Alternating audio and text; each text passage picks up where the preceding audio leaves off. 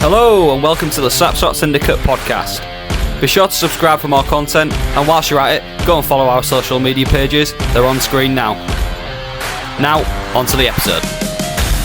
Hello and welcome to another episode of the Slapshot Syndicate. Lads, I'm back. Yay! I think it's 2 weeks. I think I did one where I was with you when I did it from home, and last week, ill. Yeah. Playing the sick card, but I'm back to the office, as it were, and I'm glad to be getting back into it and giving some good thoughts to the Funnily weekend. enough, it fell on the 2-week holiday to the Maldives, didn't it? Yeah.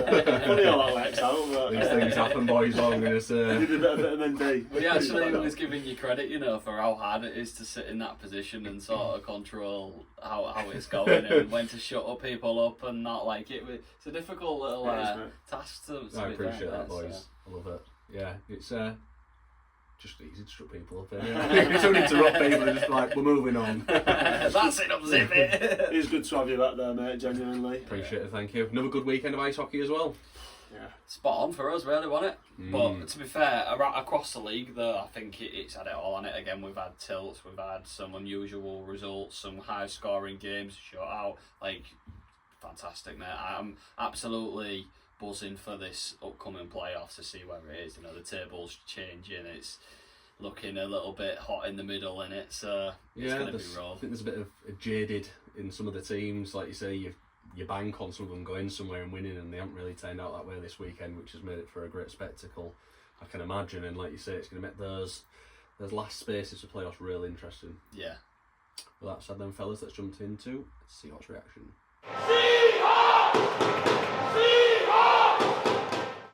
So now we're going to look at what happened with the Seahawks this weekend. Saturday being the home game for a nice change, and it was at home to the Telford Tigers, who have been a bit mixed on their form as of late, but we came up with a win. Yeah. Shall we talk about the attendance first? That was Yeah, for it, mate. Yeah. pretty good attendance. Yeah, it was wasn't alright. 1,506. Be a good guess that if someone got that right. I've actually got a bit of a bone to pick with you about this. So, do you want to give them the context to start us off, and then I'll tell you the bone that I've got to pick with you? Okay. So, for those who don't know, Hull Seahawks do a guess the attendance where if you win, you can win a 3-course meal for two at Ask Italian, which is a local venue to the ice arena. So we was all having a bit of a debate beforehand, talking about what numbers it will be, and I went for 1,506. I think Aaron and Azza both went quite a bit lower than that. So yeah, me and Al got into a bit of a debate about it, and I was categorically telling him he was wrong, and he was categorically telling me I was wrong. So as we went on, we was just like, yeah, all right, we'll see. And lo and behold, I was bang on the money, 1,506. So.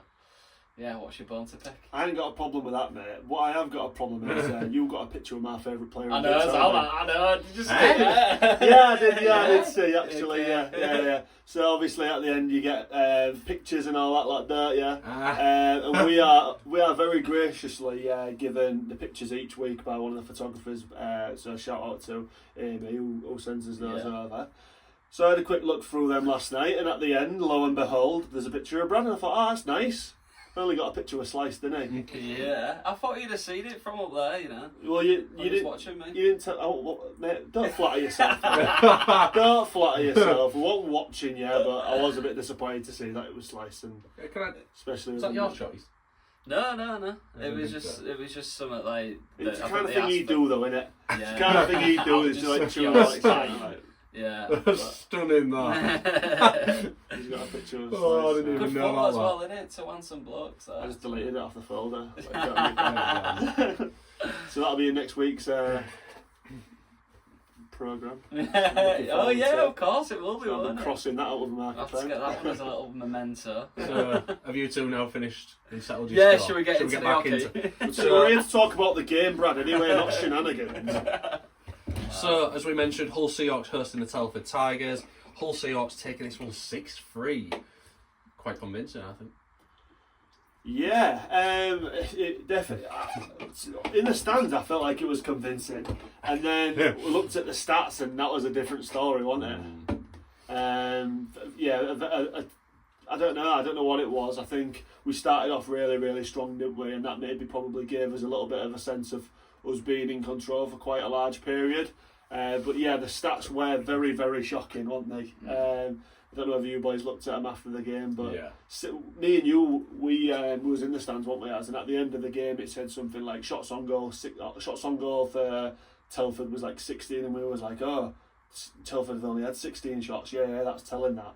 But actually, that weren't the case. It was flipped, and we'd only had 16 shots on Telford, which was a bit shocking considering the scoreline, wasn't it? Crazy, to be honest with you, because like you say, from the stands, it didn't look like that game at all. In fact, I would have genuinely assumed that was incorrect. Yeah, looking at that, because I mean, did they get a couple of power plays from memory, Telford? And I know there was firing a few shots. We mentioned off there, early on, didn't we, that their sort of average is 1 in 3 they will score, and I think we was counting them as like, they'll score this one. One of the best power players in the league, don't they? Didn't pay off though, did it? No. They didn't. No. The boys defended really, really well. The decor and the main man, who obviously I imagine in this segment we'll be talking about quite a lot. But even the forwards, the 2-way play was really, really good, wasn't it? Yeah. But yeah, I think the scoreline, although from what we was watching in the stands, it might have been a little bit of a different story. Yeah, absolutely. Face value, I felt like we was the dominant force, out shooting, outperforming. But when you look back and see them stats, and you think, God, that was us with the 16 shots. What happened? Which just shows how clinical he was on the night. Oh, definitely. To be fair, and I think a large part of it is that sudden start we had. Going 2 up before Telford really knew about it. 10 minutes in, Hull Seahawks 2 up, and really nice goals and quick pace about the play. And I thought, we're onto something here. And I remember saying to you two, this Telford team just don't look like they know what to do. They struggle to get out their own end zone and get passes going. But yeah, it really surprised me the way we came out the blocks, and it was good to see, to be honest. Yeah, and Matt said it in his interview, didn't he? It's nice to be on the other end of this, where the stats are in your favour, still being able to grind out a win. And for me, I quite like to see that, because it is showing, like you say, we've got a bit of, we can be clinical when we need to be, and to be honest, I think that says more than just out shooting teams week in, week out. We know we can do that. We've proved that we can do that for a couple of years, I'd say now. So yeah, hopefully that means we're becoming that sort of a different calibre of team, and we can get results when we probably might have been on the losing side in the past. Well, you definitely assume with them stats that we would have lost the game. But I think it's fair to say there's been certainly a few games this season where we've gone, Seahawks have had number of shots, but there wasn't really like grade A chances. We've sort of shot at the keeper from a distance and seen it all the way, and it's almost like boosting the stats that way. And we've had a lot of games like that, so to see one in this vein where we haven't had the number of shots but we have it at the back of the net that much just shows that we are creating the better quality of chances as opposed to just sort of getting shots on goal, which is nice to see as well. So, you're not going to have a game every week where you're going to outshoot someone, so when you are limited, it's how good can you be when you're limited, and we proved it. Yeah, of course. And again, just to talk about the depth across the lines, I was impressed with actually Josh Crawley. His forecheck was.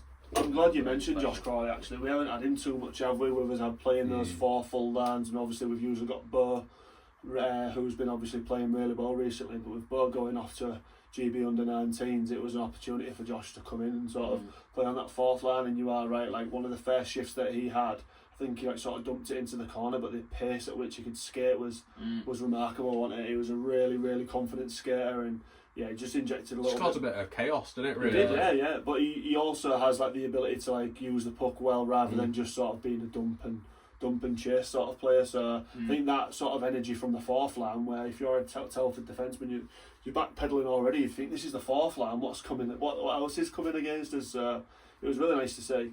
Yeah, I mean, for me, I was, again, it was another team that's come to the Hull Arena, and I'm like, let's see what they're about, let's see what these players have got, and it just seemed a bit lacklustre for me. Like, we didn't see the best of Thompson and Caleb McPhee, and, there's some good players in that Telford side, and we didn't really see, the best of them, which I know as a supporter you think, well, good, because you're going to get the better of the tilt, but as a spectator, you want to see the best of the best, don't you? Yeah, you do. And we saw individual flashes, obviously, like Caelan McPhee's goal, the way he sort of just skated it through and just belted it in to sort of try and get them back into the game. Like, but I know what you mean, Az, and I don't think Caelan will disagree there, because, you know, I think that as a team, if you're shipping that amount of shots and you're going at a team to then come out on a 6-3 loss, you've got to be thinking, like, God, what's going on here, boys? You're either thinking what's going on there, or you're thinking it's one of them nights, let's just get back on the bus and get back home. But no, I thought it was really positive.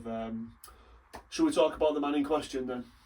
Yes. It's a burning I think it's a burning one. Well, obviously, people will look at this scoreline and think, well, boys, why we're not complaining, obviously, because it was a big win, but let's just talk about the man in question and how big of an impact he had. I'll let you butcher his name. I was going to say, I had that one. Alexander Heiskanen. Or Heskey. Yeah. It was special, wasn't it? It was that one. I think it was in the second period, where it was like sort of behind our goal, and it was just like pushed in front, and Thompson was there, and Thompson was almost like, hey! Yeah. And as Heskey's falling down, his arm just comes up. Yeah. And he's got it in the glove. Yeah. And you're just like... It was like an overarch. Tomo's gone on the goal and sort of like gone to round him and flick it over him, and he's just got no right at it. No right, and we was all like, oh my God, that is ridiculous. But then like Heskey appreciated his own way, didn't he? He sort of stood up, skated towards the block, threw the puck to the side, and then just and we was all like laughing at all. It's like, go on then, kid. And some save it was though. I mean, we've said like how good and how important netminders are, and it's for moments like that, because that could have easily turned the game on its side. I think was that like 3-2 or something. I know it was close at the time, and that could have changed the game. But to make a save like that, and then he didn't just leave it there, did he? He says, "Do you know what? I've had one at this end, and had the applaud of the fans. I'll do one at this end as well." And that one was arguably just as good. We got a real good view of that one as well, didn't we? It was just literally in our eye line down the ice. Yeah. It was like it was almost like a windmill punch, but just like he hit it. I can't remember what Ozil shot it, but he sort of windmilled round, because of the way his glove was facing, you just saw the puck right in the middle of the net. It was like he's almost like windmill, but like flying down, like onto a belly flop sort of thing. It was like, how the hell is he saved? That's ridiculous. And again, the every time he made a save like that, the crowd just erupted, didn't they? Like, he was so good for the atmosphere as well. But I feel like if you're a defenseman or you're playing in front of him and you've got a netminder that's playing that well, it's got to boost you on it. And what an impact he's made, especially in like the last 3 games that he's played for us. Like, I mean, unbelievable. How many teams have we played against, and you see a goalkeeper like that where they just become a brick wall, and you're just like, this isn't going to happen tonight. And you must have thought Telford as well in that same vein. The shots there was having, and seeing him doing stuff like that, I mean, the saves he was making all night was very good. When he starts putting up the highlight reel saves, you just must be thinking, nah, not tonight, boys. As soon as this game finishes, we need to get on this bus, because he's having a laugh with us here. Yeah, there's been some people, aren't they, sceptical about their decision to bring in an import netminder. Obviously, we started with all forwards, then we brought in a D-man, which obviously Brock's got injured and he'll be out for the rest of the season. So then going back to the netminder, the people have asked, why don't you bring in an import D? Why don't you just replace that section? And I think it's probably fair to say we was all under a little bit of that, like, this could be a bit of a risk. However, when you've got a netminder performing like that, winning games on his own, like, you can't argue. I mean, for me, it'd be a case of sign him up. Give him a contract for the next couple of years and make him name his price, because which sounds premature at this stage, doesn't it? It seems like, well, I'm just going based off the performances we've seen. I'm 100% with you. Like, I'd sign him up next season tomorrow, but people on the outside will be thinking, well, hold on, he's only had 4 games for you. Like, what are you getting so excited for? But until you see him in person, I don't think you actually appreciate how good this netminder is. I think it's a clever signing. Like, you've touched right there. Like, we should have gone for a D-man, but a D-man's still got to go off the ice at some point. This guy doesn't go off the ice. He's constantly there. And when he's on red or form, you've got to keep looking and thinking, he's there. It's not like, that line ain't on. Thank God we ain't got to come up against him. You know what I mean? But at least... he's having a blinder. He's in front of me again.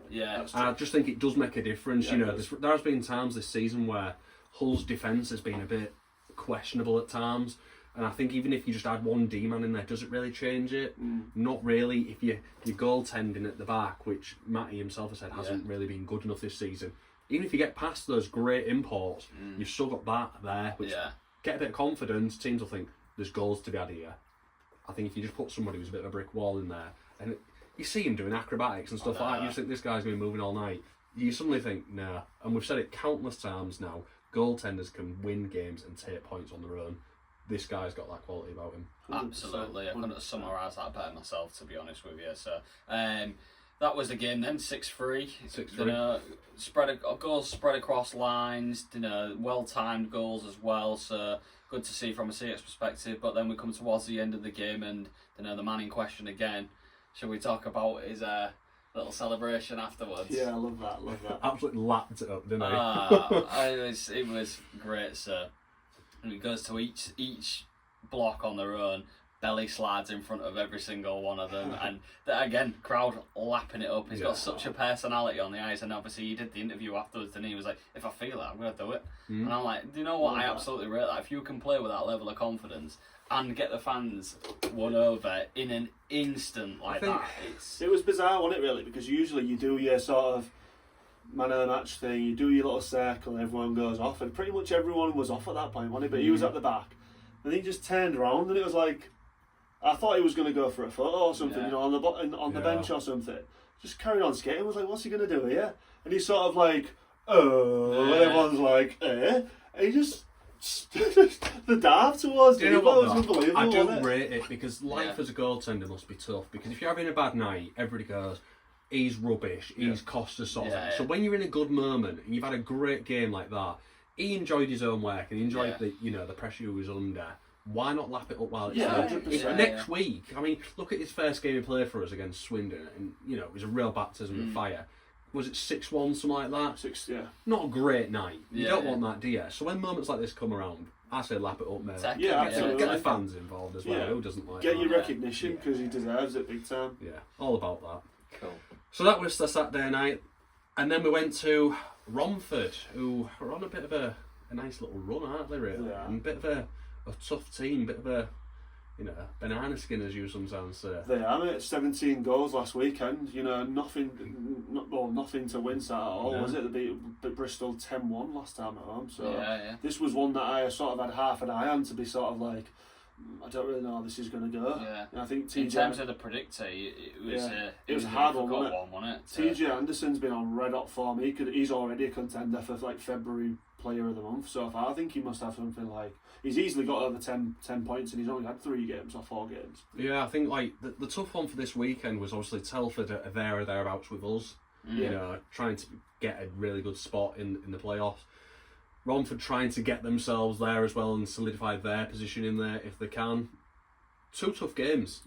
Both against teams that have got something to play for. Yeah, definitely. And that made it a tough challenge both home and away. But to go to Romford, and it was another 6-3 win in favour of Hull Seahawks, 4-point weekend.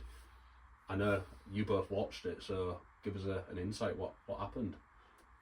Yeah, I mean, to be honest with you, I didn't think we come out of the blocks very well. No. First period felt a little bit. I was hoping you would mention that, to be fair, mate, because I agree 100%. I think the first 20 minutes, I don't think the Seahawks or Matty will disagree with me saying this, was pretty much all Romford, wasn't it? Yeah. I don't know whether that was based on us, right, like not playing as well, or it was just they had a strategy and they went straight out for it. But I thought they were really good value in the first period, to be honest. It was sort of like Romford versus Heskey, wasn't it? Yeah. It sounds stupid, I know, because we've mentioned him so much already, but genuinely, like in that first period, it was a madness, wasn't it, Brad? Yeah, it was absolutely. And I was just thinking like, oh no, lads, not after last night. After putting up such a performance against Telford, I was thinking like, this is your chance to try and capitalise on a 4-point weekend and solidify our position. So it was obviously. I wanted to mention our opening goal coming from Emil Svek, and that sort of woke him up a little bit, because he was a big missing part on Saturday. I don't feel like we saw the best of Emmy, knowing what he can do. He has these moments, doesn't he, where like got a good assist for Chamber's last goal, did he? But other than that, he was a bit quiet. Yeah, if his head goes down, he sort of finds it hard to pick it back up because he's his own worst critique of it, which is it must be tough, when you're playing at that level and you want to play well week in, week out. But the reality is that's not always feasible. There's going to be peaks and troughs. Yeah, exactly. So when you see his head down a little bit, you think, oh, come on, Emmy, like we know what you've got, and we just need to make. And I feel like he did this night. I feel like he was a big driving factor for us. He opened up with a goal, got a second goal as well, got another assist on the night, and he sort of brought us into the game again, because at one point it was looking like we might have let this one slip. Well, they were good value, weren't they? They obviously got a power play pretty early on. I think it was Emmy that actually gave that power play away. It was a bit of a silly one, I think. He sort of like off the puck kind of thing, like push or roughing or something like that. Maybe a slash or something. But he went to the box and their power play was pretty good, wasn't it? They had a couple of Brits in there, to be fair. Sylvester and TJ Anderson, which you don't see very often. Usually it's 4 imports so there was like pinging it around. I don't know whether it was maybe someone like Baker who had a shot from the blue line. It's pinged off Heskey, which has fell to TJ Anderson, who's squared it for Sylvester at the back door. And I think one thing that the commentator said, which I thought was quite interesting, was that these Eastern European netminders like to push off the post with their skates. And Heskey's skate he just seemed to have his he couldn't move across the ice. Like it almost looked like he had his skate trapped in the bottom of the left corner, so he couldn't sort of get across. So there was just a bit of a gap there. I think that 1-0 was sort of a warning sign to the Seahawks to be like, right, here we go. And then, like you said, Emmy did get us back into the game eventually. But we also had a bit of a tricky period where I can't remember who it was. Who was it that got the penalty before Chamber? Was it Bonner? Did Bones get a penalty or something? I can't remember. Are the stats on here? I'm not sure. Anyway, so I can't remember. It was maybe about 7 minutes in. We got. Could you have the info? It was about 7 minutes in. Number 6 got a trip in. Hare. Same time. Ethan Hare. So Ethan Hare got a tripping call. I don't think it was a soft one. The commentators were saying it was soft.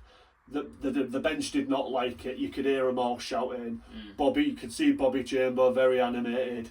To which then Bobby got a 2-minute penalty for a misconduct as well, for shouting at the refs or whatever. So then you've gone from 5-on-5 when they're fully pressured to then it being a 5-on-3, which was like, oh no, like you could see what was coming, couldn't you? But again, I think a large part of that turnaround was that penalty kill, because they killed the penalty really well. Heskey made like a triple save at one point where it's gone off his helmet twice. All in the space of about 10 seconds. It was ridiculous. And I think when you're in that situation, you're the power play, it's not going in, you're almost thinking like, God, this might be a little bit harder than I'm actually anticipating now. And then you're the sort of 4 lads, including Heskey, who are killing that 5-on-3. That's got to give you a push, and all the bench to be like, come on then boys, let's go work for him. And then after that, it was sort of got a little bit even again. Raiders did still have chances, but then Emmy got a goal and was right back in it, won't they? Yeah, absolutely. And then Bobby got his goal again when he came out of the box. I think it was almost literally as soon as he come out. From memory, it was pretty quick after, so that was nice. And then we ended up taking the lead, which was the first time for the night. Yeah. From that point onward, I think we sort of solidified ourselves in the game. We stopped making mistakes at the back. We tightened up. We was being a bit more creative, because I do think that's what we lacked at the start, was a bit of creativity moving forward. We sort of found that, and again, looking across the lines, we've got more depth.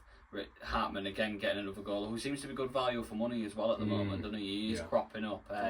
Alex Kent on the score sheet again with a very nice little wrist shot. It was a nice wrist shot actually. Just skated into the across the blue line, no one around him, so he just whipped it. Cole Ceesay was just like, how's that gone in? I was very impressed, to be fair, but that last little period in the second, that last little 5 minutes or so in the second period really got the Seahawks on top, didn't it? That was the biggest point I wanted to make. So obviously Seahawks was 2 down up until the 30th minute, where Emmy got his first.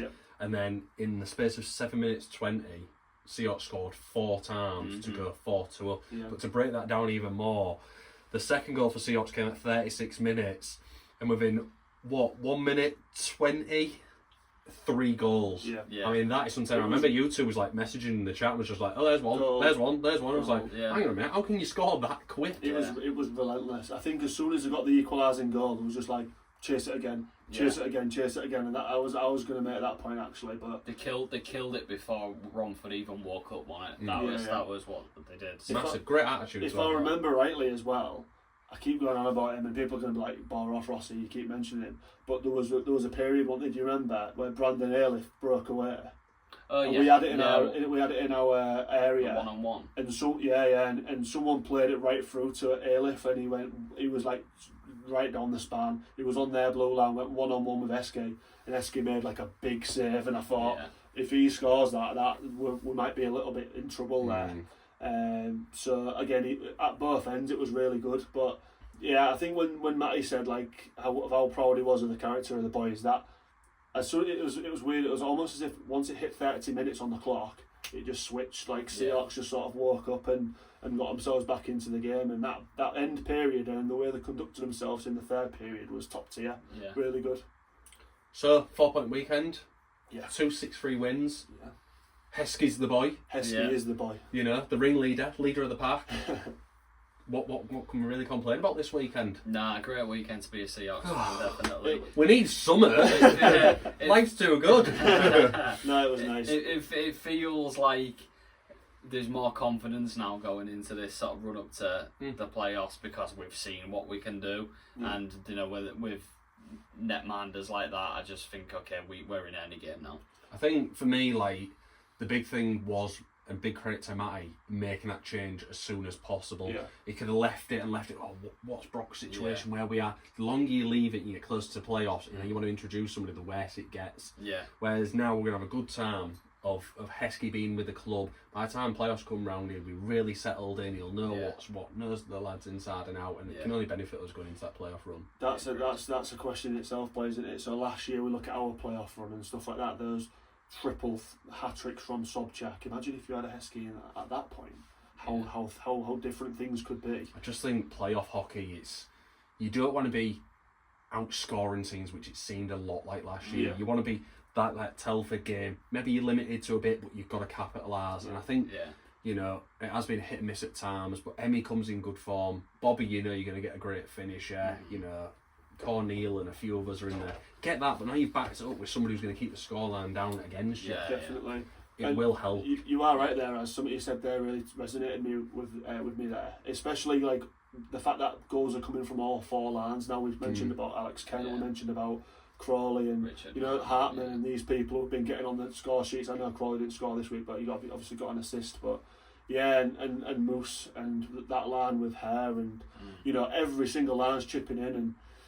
That's brilliant. So you need the scoring side of it, but then, like you say, at the other side, look at the 4 teams that got to Coventry last year. You had Jordan Headley, Sam Gospel, Rennie Marr, and Hayden Levine in the net for all of them. Yeah. Like you need a good netminder to get you carried through to these sort of later stages and stuff like that. And no disrespect to Jordy and Dima, because obviously on their day they've been brilliant, and Jordy showed in the season what he can do. But you know, Heskey just seems like a different kettle of fish at the moment, doesn't he? Yeah. And it's actually exciting to see what he can do for the rest of the season. Oh, it's not a surprise, is it? I mean, you say that against any position, you know, in a team, whether it's a forward or a D-man. The difference between a Brit and you know an import is going to be vastly different. They've had the experience in better leagues and you know harder games. Yeah, the reality of it is it's bigger in other countries than it is here, so more people play it. That's bottom line. It's no disrespect to the Brits that have been in the league and in goal or whatever, but I'm pretty sure if either of us went into America, we'd probably walk onto their bloody their soccer team, their national soccer team as well, because it's stuff we play here all the time. I've been saying it for ages. If the MLS want to come knocking, I might have a dodgy knee, but I reckon I could still tear it up, to be honest. Could do a bit of time in the sun. Super sub last 15 minutes. I'm better than that, mate. Come on, do me some justice. Gear 20. But no, all in all, good weekend, great 4-point weekend, and hopefully we can carry it on. Yeah. Great momentum going into that playoff run. Absolutely. That concludes Seahawks Reaction. So now let's have a look at the results from this past weekend. Some big games this weekend, as we mentioned. Starting with Friday the 6th of February, Swindon Wildcats hosting the Leeds Knights. This was a big one for a Friday night. You know, Swindon at the Link, potentially a real chance to just say, title's ours, you're out of it now, Leeds. And that they did. 5-1 win. Yeah, just want to mention as well a big weekend for Swindon this week because it's they had two home games. So you know, for their fans and stuff, this would have been a big one. No travel for them, so you would sort of expect like Saturday night they come out and give it their all, and that they did, didn't they? 5-1. 5-1. So this one made the counter as they go from 10 down to 9, didn't it? The counter, this metaphorical counter that we're talking about in the last couple of weeks. At this stage, you know, a real big winner. I know that line of Villegas, who was kindly told us how to pronounce his last name, so I won't be getting that wrong or not. Villegas, Nell and Van der Maraca were really important in this one. Just a very influential line at the moment, and to get that kind of win over Leeds, who are slightly, you know, beaten up a little bit. I think they may have been missing Kieran Brown in this game, like they have been for the last few weeks. But regardless, you know, Leeds are Leeds. They've got Sam Gospel in the net. They've got some very good players, and beating them 5-1 is never, a little feat, is it? So hats off to them, I'd say. Yeah, fair play. I think they just needed to solidify this game, didn't they? Obviously, they're going to come into the cup games as well soon, so it'll be a good test for them. Do you think it's maybe time for Leeds to start looking at them cup games as something? Priority. As bad as that sounds, maybe. Well, to be honest, for me, I don't want to rule them out, but I think at this stage the league title is out of the question, isn't it? I think it's sort of a 2-horse race now. I can't see. I think Swindon have about 9 points on Sheffield. I can't see Leeds catching them up. So for their season to be successful, I imagine in the eyes of Leeds they've got to win something, haven't they? And the cup's a massive sort of opportunity for them to do that. Yeah. But unfortunately, you know, this little sticky patch that they're on at the moment isn't doing them any favours. They're up against some quality sides, so it'd be interesting to see how that one plays out. Yeah, so Swindon taking that one on the Friday night. Saturday Reels round, and the first game, Hull Seahawks hosting Telford Tigers, as we've mentioned, 6-3 Hull Seahawks win. Massive result for us that. Swindon Wildcats again at the Link, as you mentioned, double home header. You know, everybody's high up on it, you know, big win against Leeds. Romford turn up but beat Swindon 5-2. I know. So the countdown halts a little bit. It goes back to 10. Yeah, I don't know what happened here with Swindon, to be honest, but you know we've seen, just to Romford's credit, we've seen signs from them that they can turn up and they can give any team a good game. But 5-2 is massive, absolutely massive margins against the Swindon team. This is why I was worried for Seahawks, you know, Sunday game. Seeing that and thinking, oh God, what are we going into? You know, they've got, as you mentioned, 17 goals last weekend, 5-2 against Swindon. All Seahawks going down to Romford. You're thinking, oh God, this could end up quite a bad one. This. It's a bigger result than you think that actually on the Sunday. Yeah, but absolutely. Absolute credit to Romford here. Like maybe in Seahawks' reaction didn't talk about them too much, but the form that they've been on recently has been really good, especially at this stage in the season where, you know, they need to start acting quickly, where to sort of solidify themselves in that 8th spot and make a bit of a gap. Yeah. So this was a big win for them. I don't think they're struggling to score. I think it's just maybe letting in a few too many at times, or having moments in games, as we said, against Seahawks, you know, 7 minutes and it cost them the game. Maybe they're having too many spells like that. I think their discipline's a little bit of an issue, to be honest with you. I think what the Romford seem to have these little dips that we've had in the past, you know, where they'll maybe fall off for 10 minutes in a period and it really penalises them, and then once they're down they struggle. Can't get back. For me, you are right there, brothers. Like the prime example of that last night was you've got these senior players like CC and Baker and stuff who did have good games individually, but I'd say that the core of Romford is very young, and because they don't have those experienced players, not a lot of them anyway, when they do go down, the heads start playing more aggressive, and you know their heads they start wobbling, and that period that you said, that 10-minute period, was exactly that, wasn't it? Yeah. So you know, the fact that they've gone to Swindon, who are such a disciplined team, and done this is massive. But yeah, it'll be interesting to see how they go in the next couple of weeks. I don't think, you know, if you'd have said out of this 4 games, so this weekend and last weekend, that they've got 6 points, I don't think they'd have been too disappointed in that. No, absolutely not. Basingstoke Bison hosting the Peterborough Phantoms. Peterborough taking this one 5-4 in a shootout. Was this the story of the game though, or what? Like, so for the past X amount of months, we've been saying about Basingstoke not getting enough goals, being this defensive team, but 73 shots on the night apparently, according to the game sheet.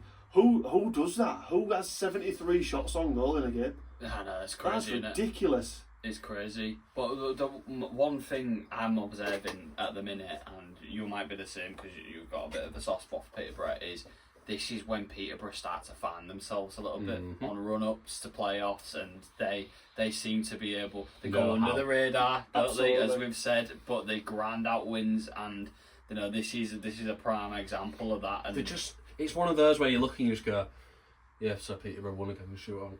Yeah, and you don't look into it, and you don't think like you look and go, oh my god, Romford beat Swindon Wildcats. Whereas Peterborough, it's just Peterborough won, didn't they? Yeah. And you sort of glaze over it, and it's a nothingness. But like you say, there's something below the surface. This is where they build momentum. The obstacles that they face in that game are very difficult, and you know, as a team, when you face that volume of shots and you're still coming through with those wins, like. A point in that game, they'd have probably got on the bus and been like, you know what, boys, fair play, they came at us tonight. But the fact that they then squeezed out a shootout win as well and got 2 points, I bet they were skipping back on. Yeah. Who's ordering Domino's? We deserve it after that one, boys. Love it. Get Levine an extra large garlic dip for 2 saves in the shootout. He reeks. He stinks. Love it. And that's the term of the day, but not Lavie if you're watching. Yeah. Nothing against you there. Unreal. So then another big game on the Saturday there. MK Lightning hosting Sheffield Steel Dogs, and again there's another team that I've got a little soft spot for and can't go against is Sheffield. But getting beat 6-2 by MK. Didn't expect this. This is another one, you know, where MK at home have been so hit and miss, haven't they? But recently they seem to be finding success. The form's been terrible recently with MK, hasn't it? But a home win this week against Sheffield and last week against Leeds is massive. Yeah, absolutely. Unpredictable results. When you look at the form of the season, you would never have gone for it. I just wonder if people are looking past them a little bit and they're thinking, you know, they're going to get in there, and you know that's probably it. It's just weird how teams can just bang and all of a sudden win the space of a weekend or two. They're beating the top teams in the league, and you're like, well, hang on a minute, what's going on here? Yeah. You know, like we've said, Seahawks have looked good past few weeks. Oh yeah, it's great going into playoffs. It's not just us doing it. Yeah. A lot of other teams are starting to build something. You got to start looking and going, ooh, because I think it is just a case of a lot of teams looking and going, right, this is where we could end up if we start doing this. And you've got to start thinking about where's best for you to finish in the league, which I know sounds madness. The mad thing about this is MK are sort of a mid-pack team, but when they're on their game, they're a really, really difficult team to beat. So in these last couple of months of the running, if they just start finding that a little bit of extra form like they did last year, you know, the forwards that they've got, like Gabai now with them, like he's scoring for fun. Yeah, they can play playoff hockey, can't they? If you're in a seed with them and they're like 5th or 6th place, you're like, oh God, I thought we were in for it. I don't think anybody would disagree that it's been a pretty bad season for them this season. The way they've been playing, if they'd gone into playoffs, like say maybe a month ago, you would never have had them in that top 2 to qualify for the Final Four, which if they didn't make it to the Final Four, I think it's a disastrous season. Yeah, well, I had them winning the season, to be honest. I had them to win the league, you know, after what happened at the end of last year, but it's been a bad one, and, you know, early season form, you'd have been like, oh, they are not going to go anywhere. No. And I still think so, and how if they don't qualify for that Final Four for as good as they are, I think there could be some serious, you know, inquest going on there. But agreed. Finding a bit of form, you never know. Yeah. And the final game on the Saturday, Solway Sharks hosting the Bristol Pitbulls.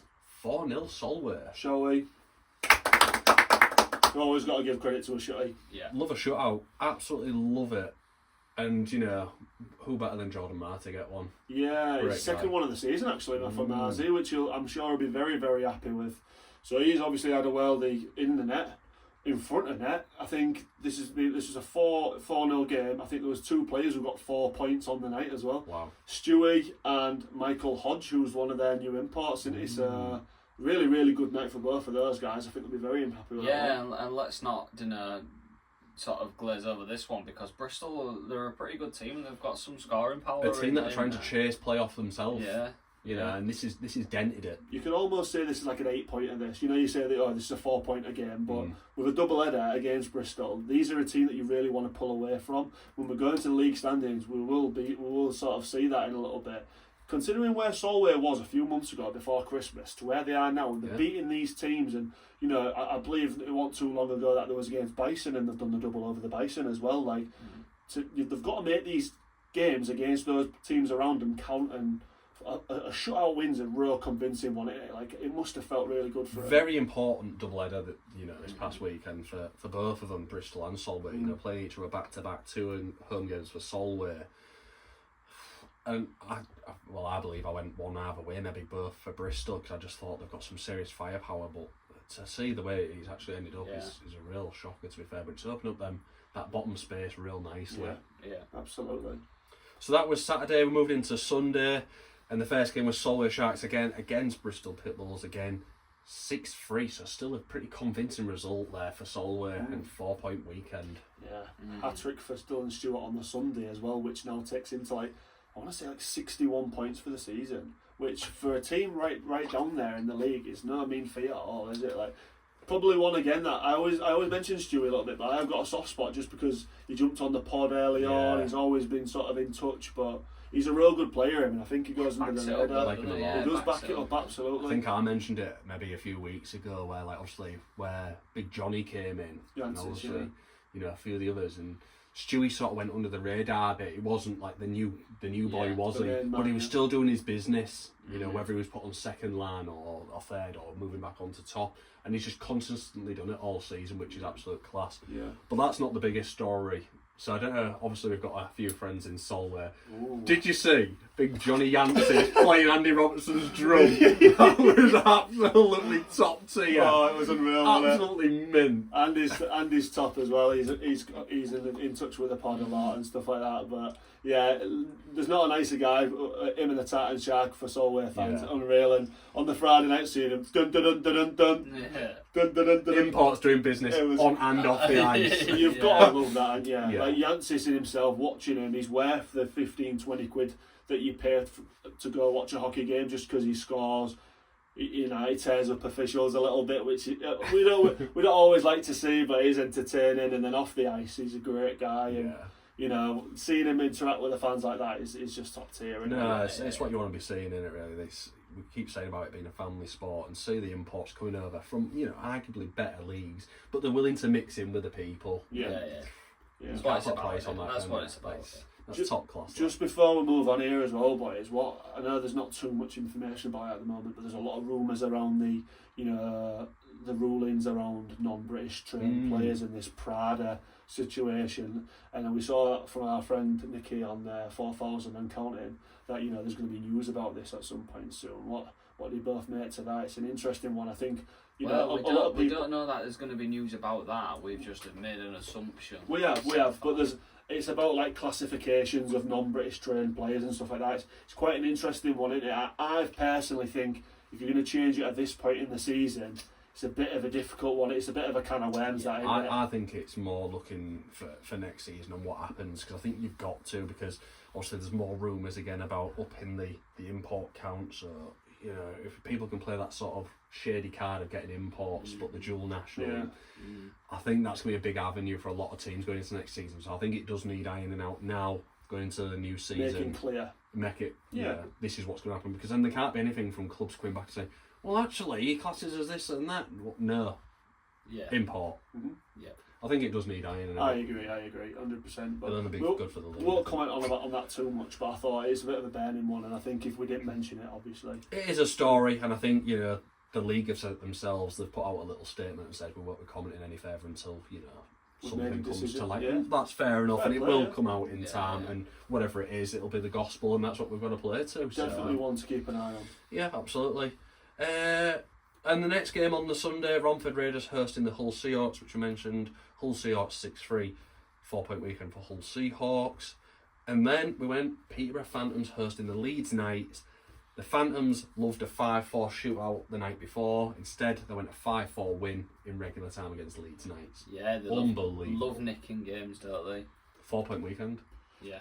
You know what, we've got to give Peterborough the credit. I know we've mentioned earlier about nicking games and stuff like that, and probably on the Saturday, you're right there, the fact that they've sort of nicked a game, but give them the credit on Sunday. They did have Brownie back, and they did look more of a Leeds side that we know. But yeah, 5-4 in regulation as well. They probably won't have fancied that extra 20 minutes or whatever it is. Not after doing the shootout the night before. Yeah, it's a 5-minute overtime, but then it's the all palaver of, shootouts and sort of this and that. Yeah. Probably just want to get that done, lock it down and go. And I want to say the last goal that Peterborough scored, I don't know without checking, but I want to say it was maybe 10 minutes before the end, so they've had quite a long period there of defending the net and stuff like that. So fair play to them, a big 4 point, fair play. and it's a big one considering Hull Seahawks got 4 points as well. So it just keeps them thereabouts. Where obviously we beat Telford, so they drop points there. Definitely need to stick up for yourself in your own band, don't you? And that's definitely what they did. Absolutely.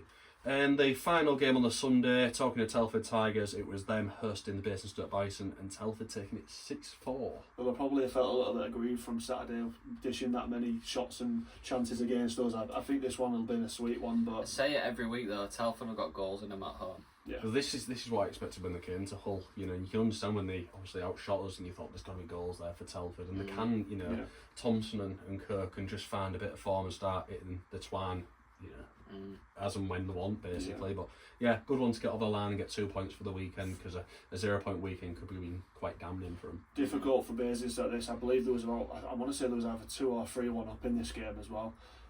So to come back and have that sort of loss, especially after the loss the night before as well, it'll just been like they'll be seeing these Solway teams and Romford getting these points, and they'll be great. I know it's the first season, and it is. It's a total free-hit season. There's no expectation on them and stuff like that. But I think for them, with how close they are to the rest of the pack, it will be one where they're sort of tensing the fist, being like, we need to win these ones. Yeah, I completely agree with you on all aspects there. I just think they've put a bit of, something on themselves there for how well they've been doing, where it's not as if like every blue moon they've got a good result. As we've been saying, that they're good for a point or two each weekend, to be honest with you. And that's the standards they've set. Definitely. They went through that little streak. Was it like 6 or 7 games? It was like five to seven wins. And they was just winning and beating everybody, wasn't they? It was like, oh my God. So they've got it about them, and they're certainly a good foundation for seasons to come. So with that said, then let's have a look at the standings. So top of the tree, Swindon Wildcats, as we know, officially qualified for the playoffs. First team to do it. 41 played, 67 points. Sheffield Steel Dogs in second, 42 played, 58 points. Leeds Knights in third, 40 played, 52 points. Peterborough Phantoms, 41 played, 52 points. Hull Seahawks in fifth, 41 played, 47 points. Telford Tigers in sixth, 42 played, 46 points.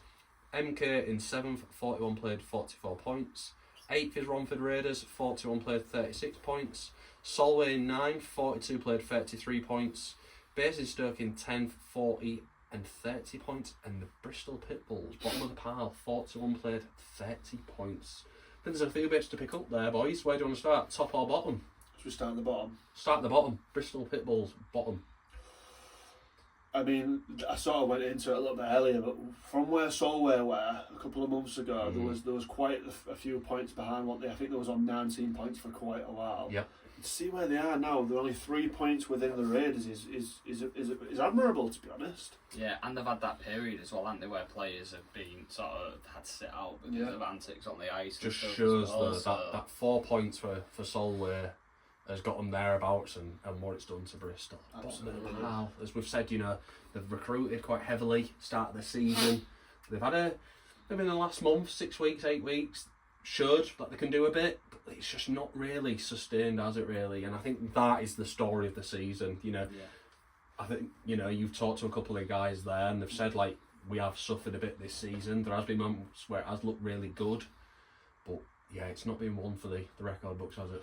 No, definitely not. They will have wanted to do a lot more. I think you're touching on the Hamill interview that we did this week, and Cammy said, what people don't recognise with Bristol is they are banged up at the moment. I think last week he said that after the last weekend's game, there was about 5 or 6 of them that went to the A&E to get an MRI scan on all individual injuries, which we don't see on the fan side of things. And they have thrown a lot of money about this season, obviously signing Britnell and people like that for multiple seasons, which obviously wouldn't have been cheap, I can imagine.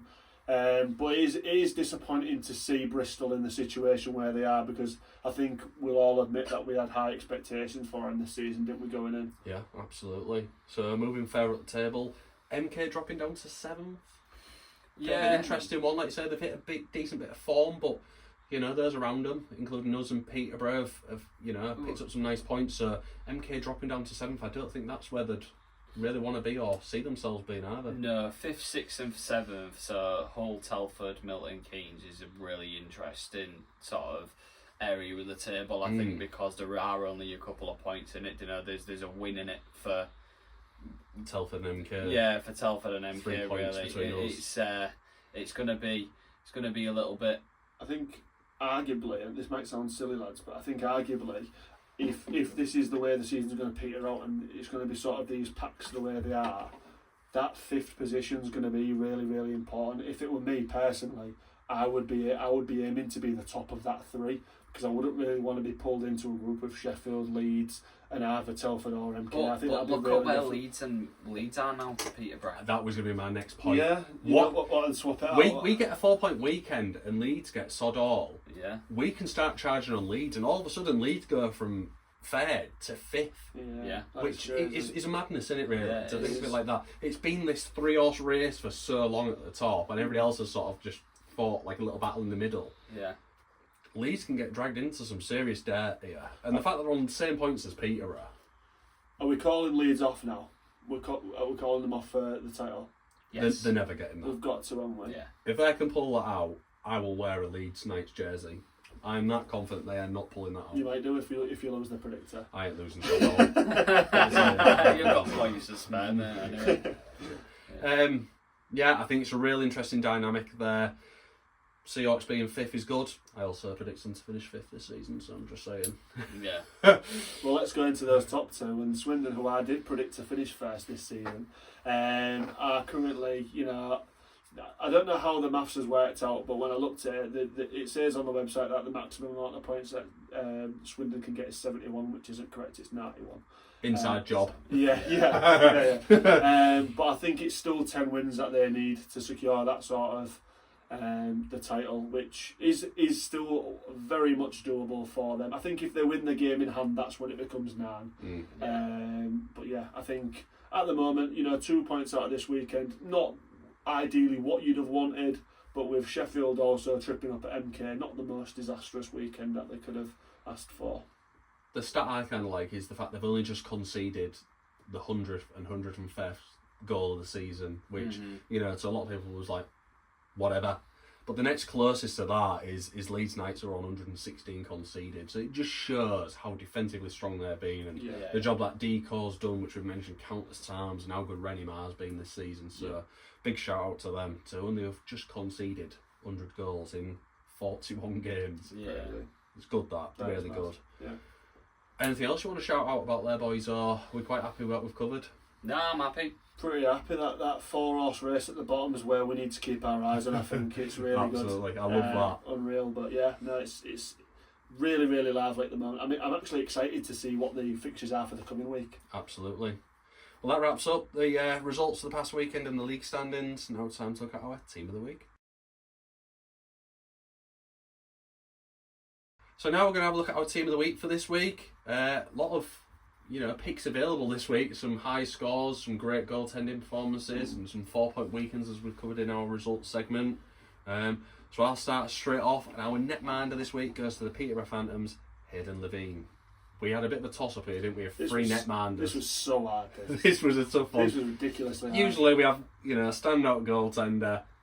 Easy peasy, bang. So obviously we had Hayden Levine, Heskey of the Seahawks. A lot of Seahawks fans are going to be like, how can you not choose Heskey after this weekend? And we know, we've all said it, but when you actually get into the stats and bits and bobs like that, you won't believe what Lavi's done this weekend. And who was our third? Geordie Marr with the shutout. Can you believe that as well? Shutout, he doesn't even get team of the week. Madness. So it has gone to Hayden Levine this week. Big 4-point weekend for the Peterborough Phantoms against the Bison and Leeds, with Levine being very, very busy. So he faced 73 shots on Saturday night. That was the Bison game, really? Just to, let that go on there. And he was man of the match, conceding only 4 goals. And that is absolutely ridiculous. And making 2 stops in the shootout as well, which, in a shootout you can't grumble if a goal. He's going to make some big saves for you. And on Sunday, Levine faced 54 shots, conceding only 4 again. but ultimately helping Peterborough to go joint on points with Leeds, averaging a 93.5 save percentage across the weekend, and he faced 127 shots. I think it was only the week before or week before that. Did we say about Max Wright having a serious workout and he had 115 on him? Yeah. So that's now been topped by 127, which is absolutely chaos. That's ridiculous, isn't it? Like, people will be like, well, he shipped 8 goals this weekend, but he's faced 127 shots. That's ridiculous, isn't it? Ridiculous, yeah. That is absolute nuts. Madness. But so fair play to him. Again, big shout out to Geordie Marr, because he's been solid this weekend in a real important double header. 4-point weekend. All the Seahawks fans know that Heskey's pretty much won us the 4 points this weekend. Yeah. But when you look into what Levine's done this weekend, it is what it is. Yeah, absolutely. Mm-hmm. Okay, so moving on then, our first defenceman is Solway Sharks' Kel Beattie. Obviously Solway have had a really good weekend again this weekend, doing the double 4-point weekend over Bristol Pitbulls, but also getting a shutout. Yeah. So he's been part of that decor that obviously they only conceded 3 goals, which says a lot about the defence, and we know this guy's like, a really solid defenceman for Solway Sharks, plays week in, week Still week young out. as well. Yeah. And he's also contributed defensively. So on Saturday, he scored Solway's third goal in their 4-0 win, and he's just part of their attack all the time. So he does it going back and moving forward. 3 assists over the weekend, a shutout, a goal, and 3 assists. Not bad for a D man, is it? Yeah, I think he's only a young player as well. I want to say he's maybe 20, 21, 22 or something like that. If you've got a player like that who's doing that kind of business, first and second line, like, absolutely fair play to Kel, massive that. Yeah, absolutely. Similarly, we are going to go to the Seahawks, because obviously they were on the 4-point weekend, and our other defenceman is Tommy Spraggan. So Spraggs is one that came in this season. Was really good for us last season on a 2-way with Billingham, but we didn't have him all the time. When he did come, he showed real flashes of good stuff. This season was tied up obviously with Brock Bartholomew in a partnership, and they really complemented each other really well. He's a fast skater, covers space really well, but obviously this weekend as well, lads, he contributed going forward as well. So obviously we had a real hard night on Saturday, but he was part of that decor who sort of helped us out there, and he also scored, which helped him towards getting man of the match on Saturday, which was really nice. He just seems to do a lot of stuff right. In fact, most things right. The first time we saw him was at Coventry last year, wasn't it? When he was playing for Billingham, and we'd been told to he was one to watch in that game, and to have him in this team, I think he's just grown from strength to strength, and now he's able to put up goals as well. Yeah, he has, definitely. And again, on Sunday, he was defensively solid. But I think Tommy, with the age that he is, I want to say he's about 21 years old. He's got a hell of a career ahead of him. And I think that we're only, he might even be younger than 21. But nevertheless, I think we're in such a good position now. If he's happy here, which it seems he is, and Matty's backing him, then we've got a hell of a player on our hands, boys. Couldn't agree anymore. So we'll move on to our forwards then, and our first forward is a Peterborough Phantom, and it is Dylan Lawrence. So obviously, as we mentioned, with Levine, difficult weekend for the Phantoms, obviously playing against Basingstoke Bison, getting that 5-4 shootout win, and then playing Leeds Knights as well, so a pretty tough weekend. But Dylan, big catalyst for the success of this weekend. So on Saturday night, Dylan scored 2 goals and grabbed an assist in that 5-4 shootout win. One of those goals being in the shootout winner, so coming in clutch just when you need him. And on Sunday, continued his good form with a goal and 3 assists, which was part of that big win against Leeds Knights, and obviously contributes that 4-point weekend. Yeah, definitely. He's one of these players that does go under the radar for Peterborough because of the first line of Ferrara and Lackanen and Huff, but to give him credit, he was a real good player last season for MK, and when he moved to Peterborough there was a bit of I wonder what he can do here, but he's consistently churning out those points, and he's a real solid player, and at times actually gone up to the first line as well, and they've mixed it up a little bit. So fair play to Dylan. I think he does deserve more credit than he gets. Okay, so our next forward again is a Solway Shark. What come as a surprise to anyone that this guy's in this week's team of the week. It is no other than Dylan Stewart. On Saturday, he bagged 4 points, 2 goals and 2 assists in their 4-0 win and shut out of Bristol. And then on Sunday, he took it just a little step further. Same amount of points, but he got a hat-trick and an assist. So 8 points overall for the weekend, 5 goals, 3 assists in 2 games. And again, helping Solway to a 4-point weekend. Great player. We can't talk more about Stewie, can we? We mentioned him earlier in the podcast. If you skipped the team of the week, please go back and listen to what we said, because this guy, he's really, really, really underrated. 61 points for the season now. I want to say around 30 games, and just that constant player. I feel like Solway have been able to count on all year. You know, they didn't have Yantis all along, but Stewie was always one of those players where, you know, they counted on him, and he just churns points all the time. You can always count on him for points. He's nearly averaging 2 points a game, if not more now. And what more do you want off one of your imports? It's brilliant, isn't it? Yeah. Similarly, we are finishing as well with a Solway Shark, but we're a new face who is import Michael Hodge. So obviously, again, he's been another part of their very successful weekend for Solway. On Saturday night, Michael scored 1 goal and assisted 3 in that 4-0 win against Bristol. So obviously contributing a point for every single one of their goals. And then on Sunday, he added 3 more points with a goal and 2 assists, helping tie up a huge 4-point weekend. He now has 14 points in his last 5 games, lads, and 16 points since his arrival, and he's averaging 2 points a game. So, you know, that pickup from I think it was the German league or something like that this January, wasn't it? It was a bit of a, obviously Bolts left the team and they signed Hodge, and they also signed Prada, and it was a bit like, oh, okay, they're going down the 5 import route, but been a hell of a pickup, haven't they? Yeah, absolutely. Tough to pick between their imports at the minute when they're all bagging 2 points per game average. I mean, how do you decide who's sitting when they're all, you know, good headache to have there, I guess. It's better than just going, he's bang off form. I think, to be honest, they're sort of like chipping in and out their defensemen, aren't they? Like Arsenal's having to sit every so often. I don't think Prada played at all this weekend. I don't know whether that's tying into all the shenanigans that's going on to that side. But when you've got 3 import forwards of Yancey, Stewart and Hodge, and they're all churning out points like they are, there's no headache there, is there? Like, first line, second line, off we go, boys, have some fun. Bang, bang, bang. Unbelievable. Yeah. Just another couple of shout outs then. Obviously you touched upon the netminders, and we had a bit of a headache trying to choose who to put in this week's team of the week. But so I want to give shout outs to Jordan Ma. Obviously again he's had a shout out weekend. It's been massive, 4 points for them. So he faced 30 shots, conceded 3 on Sunday.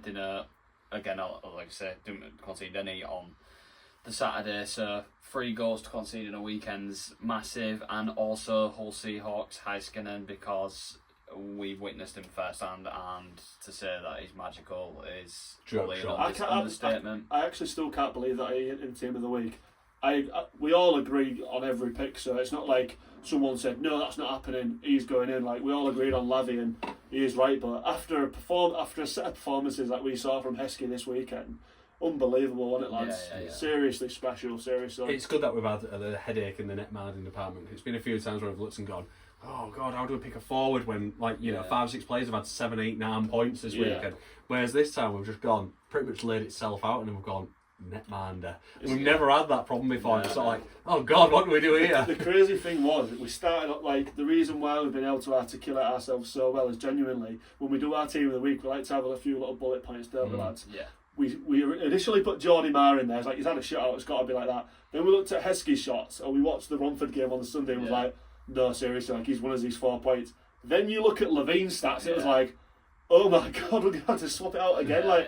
It's never been like that before, has it? So 3 seriously impressive performances. It was tight. It was really tight. Like, no discredit to any of them, or to Levine. He does deserve team of the week, but it literally could have been any of them. At any minute, we could have just gone, we'll go with that one. It's that close. Yeah.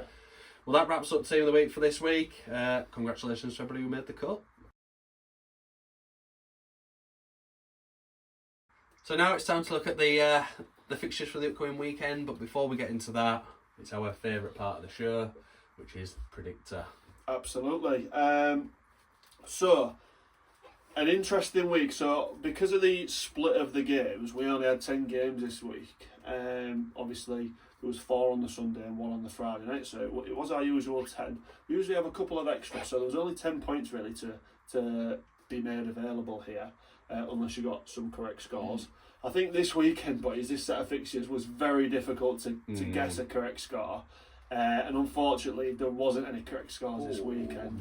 I know you was very dubious about this. I'm going to tell you though, for what I can see, there was about three results where one of us was 1 goal off. It's pretty good. I know it would have been close. It weren't too bad, yeah. Before we get into it though, boys, should we get the special one out? So this one has been carried by Brad for the last 2 weeks. We and you was under the impression that Brad had been on a bit of a roll. In the middle of there, I think I won 1 week, so I did break his streak up a little bit, but Brad very much has sort of been tearing back the points recently. So I guess the first question, boys, is how do you think you guys did?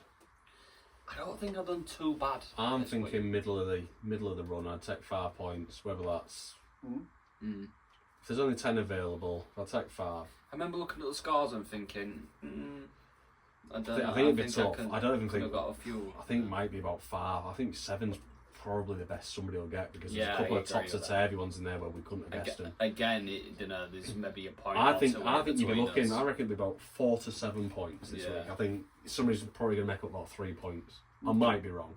Okay. Well, going into the weekend, as always, we do our scores on the doors. Thanks for that, mate. I needed that. In third place, we had Brad. Hello everyone, quick one from Rossy. I actually forgot to add the Swindon point on from last week for those who did watch. So actually the scores on the doors were Brad with 139, Rossy with 145 and Azza in first place with 152. Cheers. Back to the babbling idiot. So that initial 15 points or something like that is now only 7 points. So, you know, there's not too many points between us. I think overall, boys, there's 13 points going into the weekend. But it has changed up a little bit. So, I can confirm that one of us scored 6 points this week. You'll be surprised to hear, boys, that one of us scored 8 points this week. Wow. And you'll also be surprised to hear, boys, that another one of us scored 8. Ooh, okay. So actually, a very good weekend, lads. Not bad, that. I can confirm that the person with 6 points this weekend was Rossy. I tried going a little bit left field, I think, with some of the results. You guys backed Peterborough, I backed Leeds. I think it was one of them that did me in. And I also, who else did I back who I got wrong? I backed the Bison to beat Peterborough at home, which you guys obviously backed Peterborough. So basically, me saying a couple of weeks ago, I'm going to start backing Peterborough, has fell on its arse a little bit, because I also backed them to get a 0 point weekend this weekend, and they got a 4 point weekend. So, brilliant. Congrats to you two boys. I think you can both take a handle and have a bit of a showboat. Well done. But this is the first week me and you were both won it, you know? I think so. Yeah. I don't think we've really won it. It's not nice to single people out there, boys, so let's just move on. Who's got a face that needs to be bullied? We don't condone bullying at the Slapshot Syndicate. Not on camera, anyway. Right, so let's go into scores on the doors, boys. Ignore him again, listen to me. So we've got third place Brothers with 147, Rossy in second with 151, and leading the pack with 160 is Azza. So not too many points in there at all. Back to the donut. So that means there's only 13 points in it, top to bottom, boys. I am very Bit much. of a gap for me. I'm wiping sweat. This is why I wore the hat tonight, boys. I'm sweating buckets under here. I'm very much under the pressure, and yeah, fair play to you, Brad. You have been on a roll recently. Yeah, like I said to you last week, it seems to be whenever I've won it, I've just not won it by a big enough margin to try and bridge that gap in the sort of weekend. It's always been, okay, I'm chipping away a point, another 2 points, another point, and it's just. So hopefully I can get a good one and get a correct score here and there. And hopefully not. No offence. Well, that's it then, fellas. Let's jump straight into these fixtures and see what we can come up with. So, Friday the 13th. Ooh. Spooky. Leeds Knights host Swindon Wildcats, a repeat of last Friday. Absolutely stunning. Yeah. I'll go first. I'm going to go for a Swindon away win. 4-2.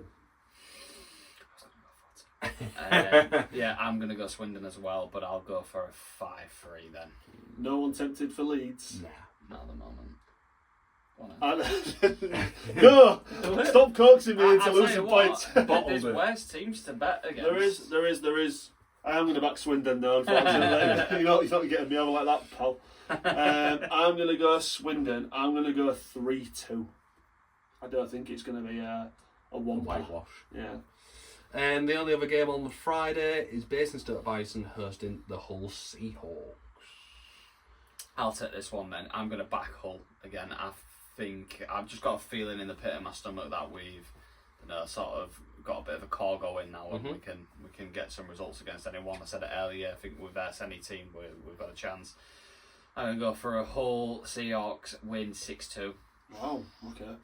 I'm going to go similar. I'm going to go Hull, but I'm not going to go that high scoring. I'm going to go 4-2 because I do also appreciate that Basingstoke are quite defensively solid.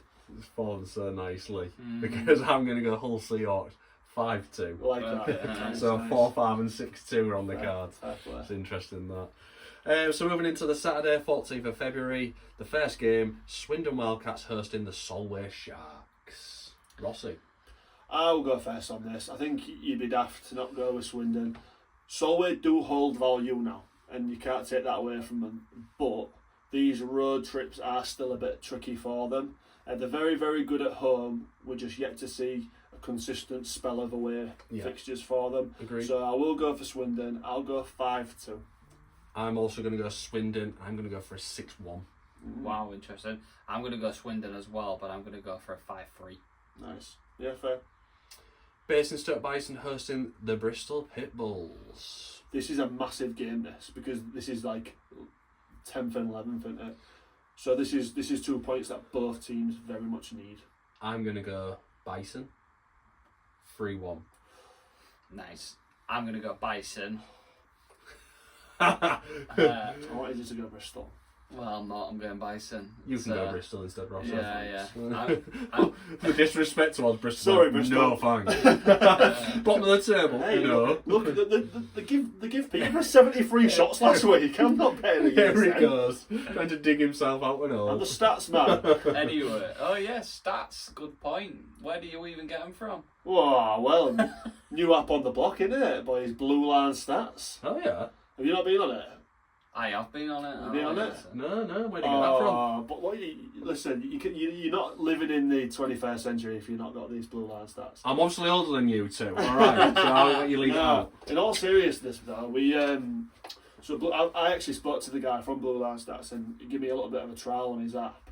Mate, it's quality. This weekend I've had goal alerts. It's unreal, like really good. The stats, so obviously we always talk about how Rossy loves his stats and stuff like that. This app is perfect if you love that kind of thing. You compare players, you can compare teams. I looked at our head-to-heads against Telford going into the games. It showed you how many games we've won, lost to Telford this season. Yeah. Like honestly, it's We really, can also really good. predict as well on it, so Yeah. you can predict the winner. So part of our, obviously we love doing our predictor, but if you guys love that as well, then this app's for you. It's also, I also spoke to the guy. I was quite cheeky and I was like, so, what's the case of working together in the future and stuff like that? He's on about putting podcasts on his app so you can watch the Slapshot Syndicate on there. I know he's wanting to talk about other things like that as well, but genuinely, if you love the NIHL, it's also got Elite League games on there, so you can get your goal updates, everything like that for the Elite League.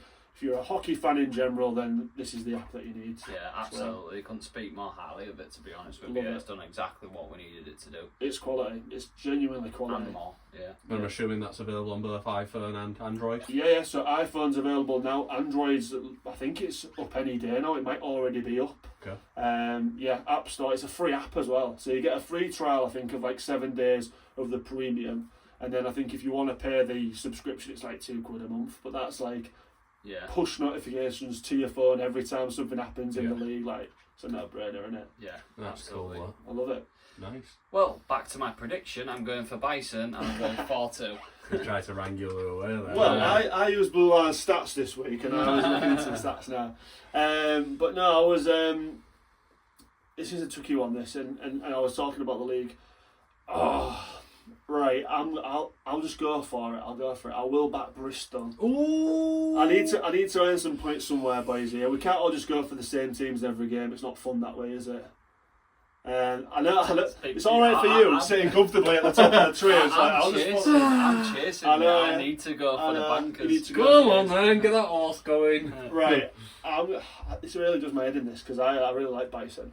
But I'll back Bristol. I'll back them to win 4-2, empty netter, something like that. Right, I'm going to say it now because I know like a lot of the Basingstoke boys like this, but if Moggy and the gang get a win here, I want them to scream into like the camera when they go off, like, how do you like that, Rossy? Yeah. Listen, this is not a personal thing. I like the Bison. Yeah. Ty, back to man. Ty, because I'm trying to get away from him. That's why. Unbelievable. Ty Cathcart's a lad. He's always in touch. Shankar's an absolute legend.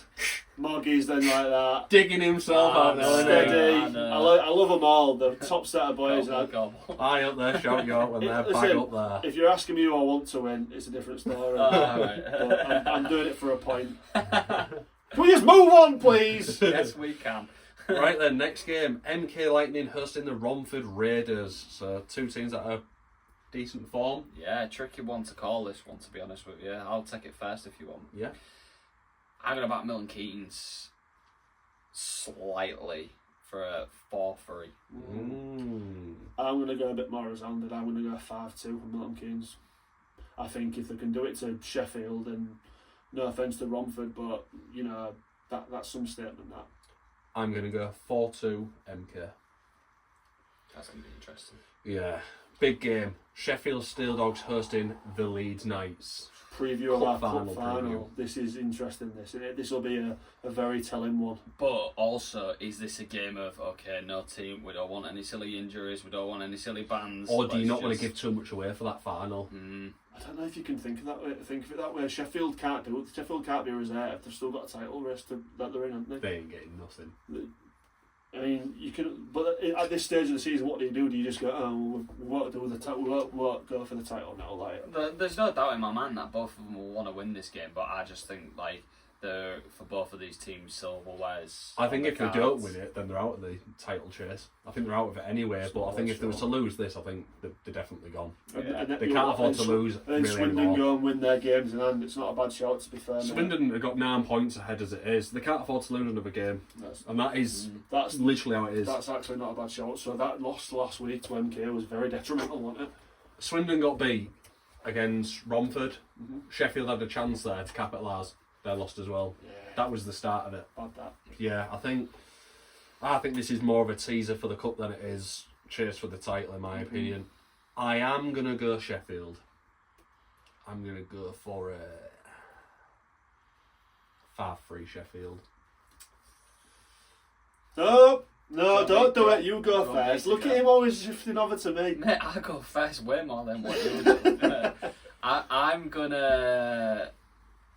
So he wants me to go first. He wants to go I'm Leeds. gonna take He's a shot. Leeds. Yeah, I'm gonna go for Leeds. I'm gonna go for a 4-3. 4-3 Leeds. See, if you had gone Sheffield, I'd have gone Leeds. But I'm going to go Sheffield, just because of the home advantage, I think. Sheffield. That was crazy. If you said this last season, you'd be like, what? You were joking. Absolutely you would, yeah. Which shows the actual how far Sheffield have come in such a short space of time. So credit to them. I'm going to back Sheffield. I will back them to win. What did you go for? 4-3. What? No, not you. 5-2, I think I said. I'll go reverse of you. I'll go 4-3 to Sheffield. And the final game on the Saturday, Telford Tigers hosting the Peterborough Phantoms. That'll be a real good game to watch. Phantoms 4-3 overtime win. That's a big call. That's a big call. I'm gonna go Telford 5-4. I'm going to back Peterborough as well. I'll back them to win 4-3. Do you know what, mate? This could go either way for me and you, could it? What we'll be doing though is we'll be checking Blue Line stats. So we'll be sending everything there, boys. So make sure you're downloading it. So moving on to Sunday's fixtures, Bristol Pitbulls hosting the Sheffield Steel Dogs. So this is an absolute chaos game at the Kennels. Love this. The dog fight. Dog off. Sheffield 4-0. Hell? 4-0. Shutting. Yeah. Shutty. Go on, put a They shot shut out. out at their own barn. Wow. I tell you what, Disrespect. we've got to give an additional point if that comes in. If that comes in, 4-0. Oh, go on then. That's Like a, that. imagine 4 points for that correct score and a shutty. I'm going. That's the difference I between me know and you. I'm Wobbly. knee trembler. Oh no. I'm going to go completely off cuff here. I'm going for a Never. 7-2 Sheffield. I thought he was going to say Bristol. I'm like, you mental. Some come 7-2 Sheffield. Fair play, fair. I'll go Sheffield as well. I'll go for a safe 4-1. I thought you were going to go 4-0. Oh, shit. If You get it, I'm getting it. if you're going down, I'm going down here. Romford Raiders hosting the Leeds Knights. Okay, Rossy. tricky this. Cheers for that. I like this. On the Bristol Sheffield, it's like, Sheffield, next one is that. Rossy. I'm like, oh, come on. Oh, nice one, lads. Same Nice up. one. Right, okay, let's think about this one. Leeds the night before have played away to Sheffield. I'm assuming that they'll have gotten beat. Aldi gives them a pasting on the night. There's some smack behinds. And I think Leeds then go to Romford and beat them 4-2. I'm going to go, not Leeds, Mm. I'm going to go for a Romford 3-2. Oh, yeah. Yeah, there's a rail off I the can cuff. see it, mate, to be honest. Just something out I there can telling see me it, there's something on the genuinely. cards. Romford have played real well recently. I can see it. 3-2 Romford as an off the cuff. I'm going to go the reverse of you and go Leeds 3-2. Oh, yeah. I thought you might back Romford as well. I was thinking about it, genuinely. Yeah, was. it's just- If you'd have backed Leeds, I probably would have That's backed a good point, that. I think I think that's a good point. There's an opportunity with that one. Hull Seahawks hosting the Milton Keynes Lightning. Got an admission about this one, boys. You ain't going. So it's Valentine's weekend, isn't it? Sausage. And been bought. Well, to be fair, we got given a gift for Christmas or like a night away. Like my wife was like, "We don't know what to get you. We'll book you to go away. It's on this Sunday." You know, we're like 3 months early. You're like, "Oh yeah, that'll be nice." Don't check the Seahawks and fixtures and stuff like that. So I'm looking onto fortunately, this. mate, I'm in Leeds on there. Oh, I thought you was going to say she was real disappointed because you had to cancel it. So unfortunately, she's having to go with. Unfortunately, I had to buy her a ticket. Happy Valentine's. Check to Leeds and Leeds night wasn't even out there either. So no hockey on it. But yeah, I'm not at this one. So I'm gutted about that one. Maybe we'll ask Chris if he wants to go. He can use my ticket or something. But Some boy. doubt it. Brothers. Hull Seahawks. Boy. Hull Seahawks. I'm going to go for a 5-2. That was close. That was close to what I was going to say. That. My initial thought. I'm going to go Seahawks. I'm going to go for a 3-2. Oh yeah. So my thoughts was Hull Seahawks. I'm going to go 5-4. I was going to go 5-3 at first. Was you? I think it's going to be tighter. Yeah. I can see it being a bit of an end-to-end one. I can see an Heskey having another what like masterclass, but I think last time MK came to us, I weren't like super impressed by him, to be honest with you.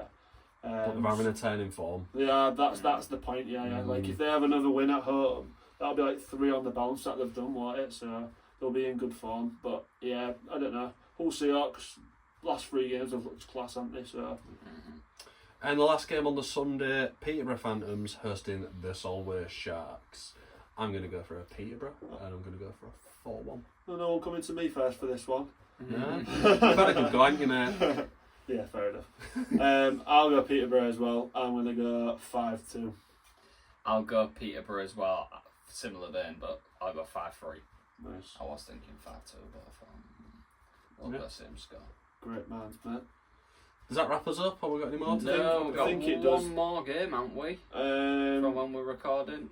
I don't know. We won't release then, will we, sir? Go for it. We'll wrap it up. So there is a Tuesday night game. That's what's caused us a bit of confusion. We're not intelligent enough to realise if we'll be able to get out in time. So Tuesday, 17th of February, Sheffield Steel Dogs host the Telford Tigers, and it is at the Pound. Rossy. Nice one. Nice one. 3 games in 3 days, is it, for Sheffield? Tricky one.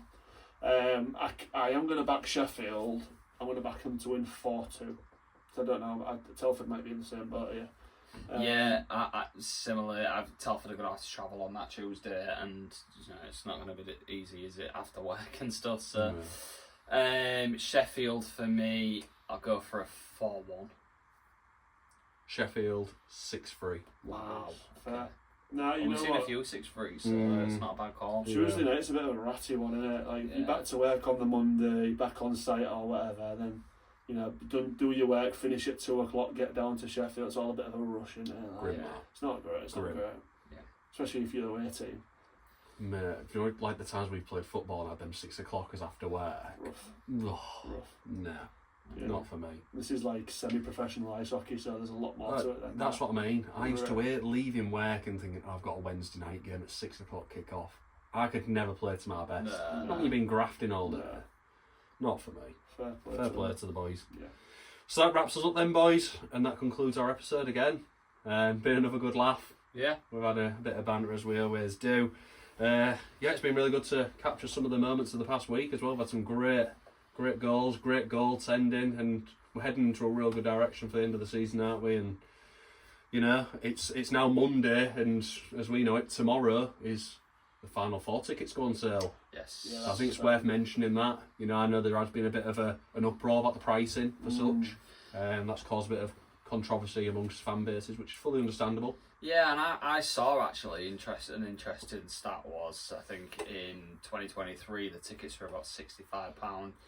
Now it's £85 plus a 12% booking fee per ticket, so quite a significant increase. It's a bit naughty.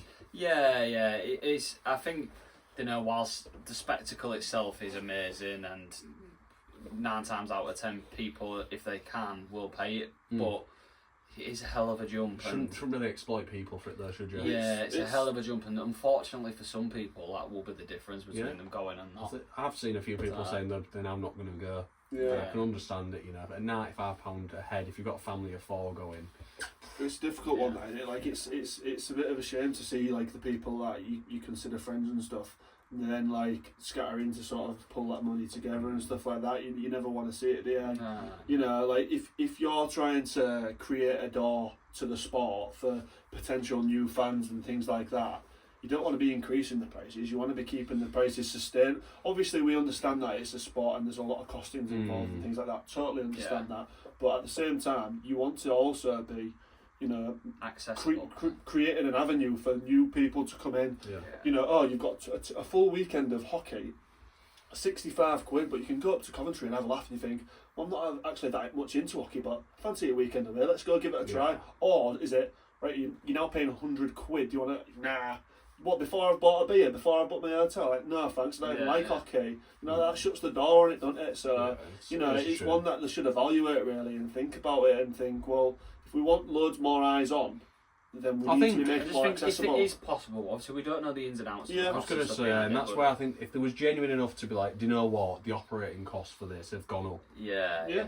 This is what cost the of living reflection and stuff like that is. Then you can what, fair play, we can see why you're trying to do it. But when, like you say, in 2-3 years, it's gone up like £10 every year, and then they had the audacity to whack a 12% admin fee on per ticket. That's a joke. Like. It's rough, isn't it? That is not. It's not what you want to see. For sure. But we'll be there. We'll be there. Hopefully, you'll get our tickets. If not, we'll be in the B section. But no, I think, it was just worth noting before we finish up there, boys. Obviously, the tickets do go on sale. I think Telford's is the first at 10 o'clock Tuesday morning. Yeah. Well, by the time this comes out, people might have already had them, so cross our fingers for you guys. Yeah. Obviously, we're releasing on Wednesday, but hope you got your tickets. If you haven't got your tickets and there's already tickets available, go get them. If you've never been to a Coventry weekend before, it's amazing. There's none of this conflict between fans or anything like that. It's such a great atmosphere in it, lads. And honestly, for me, probably the highlight of the hockey season every year. Absolutely. And you know, we had a lot of interaction from fans last year, so if we're lucky enough to get our hands on some tickets, please feel free to stop us as normal, have a chat. We'll be happy to stop and have a chinwag for a few minutes. Maybe try and sort some bits out for Coventry. We'll have to get our heads together, what players think about that. Yeah, see what we can come up with. Yeah, definitely. Well, there we go, boys. End of another episode, as mentioned. And all we can say is, again, thanks to the people for watching, for the likes, the subscribes, all the comments we get. Is good to see people interacting with us, and long may it continue. Yeah, thanks a lot. See you next week. Slapshot Syndicate, pure ambition. 3 mics, 1 mission. Azza and Rossy, yeah, that's the crew. Dropping knowledge, what you gonna do?